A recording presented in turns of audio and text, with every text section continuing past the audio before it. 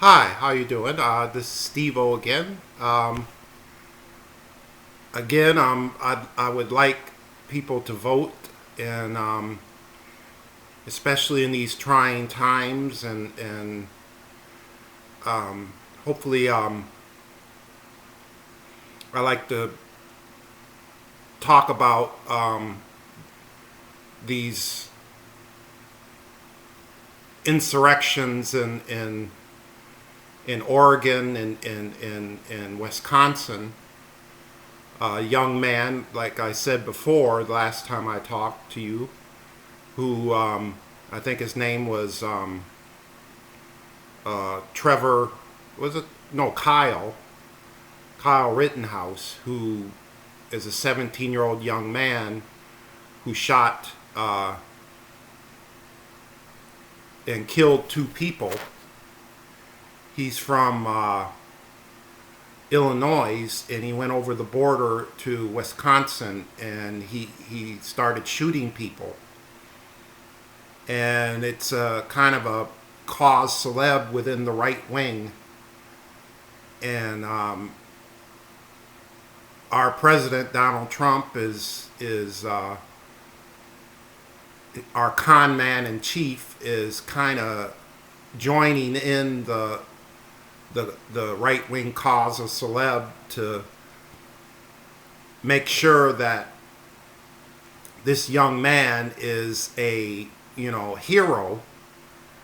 It kind of reminds me when George Zimmerman shot and killed a young man, African American, Trayvon Martin, who was just walking down the street and looking for his father's apartment, and was confronted by a person who was 10 years older than him, 27-year-old George Zimmerman, who shot Trayvon and killed him. And George Zimmerman was a kind of a cause celeb within the right wing, saying that Trayvon deserved to what he got, which doesn't make any sense.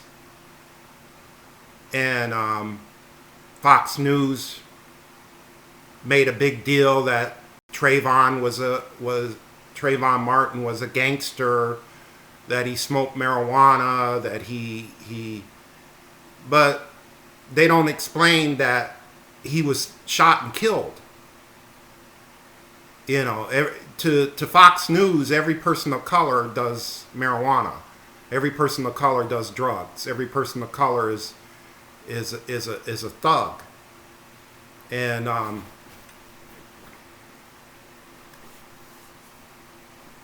I think that's what Fox News wants to show, is that to their base, which are elderly people, elderly white people are the majority of the people that watch Fox News, and they have very conservative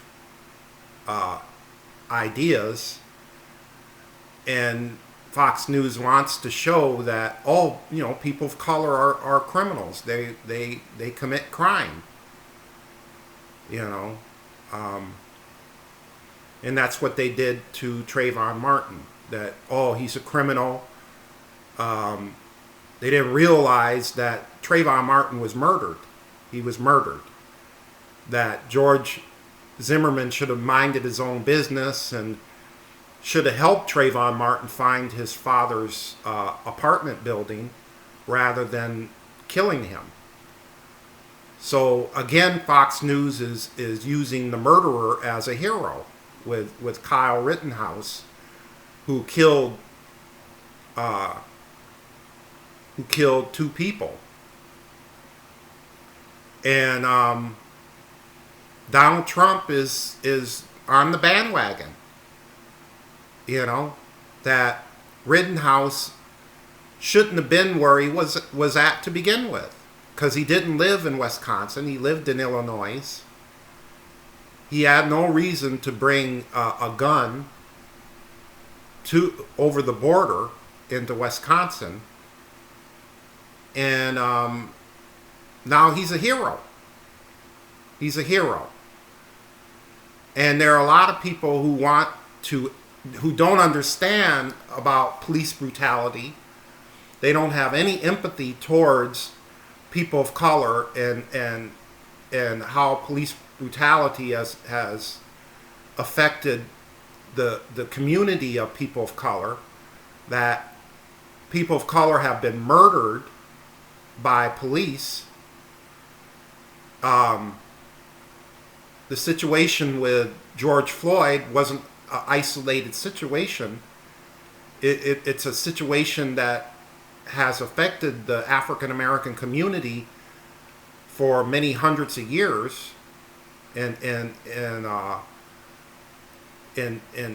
urban cities, and they are majority of good white people who are beginning to realize that their black brothers and sisters have been suffering in the hands of police officers.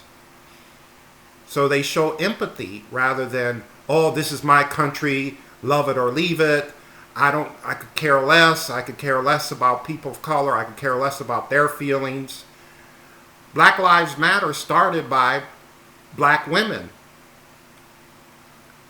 who wanted to show the problems of police brutality in their community. They wanted to, the Antifa started as, it's an anti-fascist group. And they started because they felt that the American government was too slow and too late about quelling the fascist groups in America, the Ku Klux Klan, the neo-Nazis. And so it's very important when you vote, you don't vote out of fear, you vote out of facts, and you vote out of empathy towards human beings, your fellow Americans. And I think it's very important to vote. And there are times when voting gets very frustrating. But I think voting is the only thing we have at 99% of the people in this country. It does express us, and it does do good things at times. Sometimes we feel that voting doesn't do people any benefit, but there are times that it does. That voting out these corporate Republicans and corporate Democrats is a good thing, and voting for progressive people like just recently, I think her name is Cori Bush, who won her state. We need to vote out people like Moscow Mitch McConnell of Kentucky. And, the people of Kentucky can't stand Mitch McConnell. They can't stand him. But Mitch McConnell, through the years, has become so powerful, and he has stopped, when Obama was president, he stopped a lot of things that Obama had to do as president, like getting judges, and Mitch McConnell stopped that, which is one of the duties of the President of the United States, is to appoint judges. And Mitch McConnell stopped it, made a half-ass excuse. Now Donald Trump appoints more judges than any president in a long time. And these judges are going to be around for 50 years or more. And these judges are going to have very far right-wing views and people like me are going to end up in prison for a long time because of these conservative judges that Donald Trump has appointed. Now, Donald Trump is trying to blame Biden for something that Biden hasn't been president of the United States. Donald Trump has started all these things, the continuing in the pandemic in this country, and made it worse. Race relations are the worst in a long time, and he has the nerve to say that, hey, I can fix this. Well, he started this divisionism. He doesn't let scientists, American scientists or American doctors do their job when it comes to this pandemic, and he's keeping people apart, and he's saying, well, I'm the one that can bring people together. Well, you brought us apart. You're the ones that are. He's the one that's keeping us apart in the first place. And that's what people need to realize, that Trump is acting like he is running for president for the first time. And he's been president for 4 years. And if you're that fucking stupid to think that, Trump is, Biden is the one that's causing all this and that and da-da-da-da-da-da, then, you're an idiot. And I agree, Biden has had a pretty messed up history as a politician. But so did another politician, and his name was Lyndon Baines Johnson, who became president of the United States, who was one of the most corrupt politicians of his time. He had a lot of corruption within his businesses in Texas, and the Kennedy brothers wanted to fire him. In Kennedy's JFK's second term, but JFK was murdered, and then LBJ, who was vice president, automatically became president, and LBJ signed the most radical civil rights legislation since Reconstruction, and he put together programs from the top to bottom that benefited working families, that benefited poor people and working families. So, that a scoundrel like LBJ could be one of the best presidents. If it wasn't for Vietnam, he would have been one of the best presidents we've ever had. And LBJ was a scoundrel before he was president.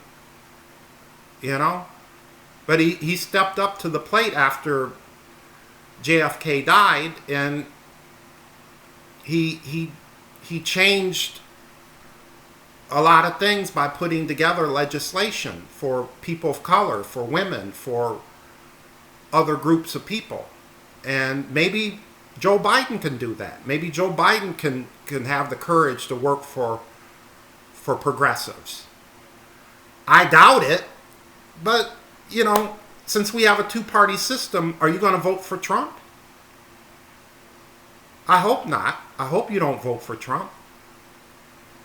And so I know it's a very weary time in America, but we need to vote. And so I guess my time is up, and I'll talk to you some more in the future. And I hope that we could come together as Americans of all colors, of all backgrounds, and we could build a progressive party and to build diversity in the future. So thanks a lot, and I hope to see you again.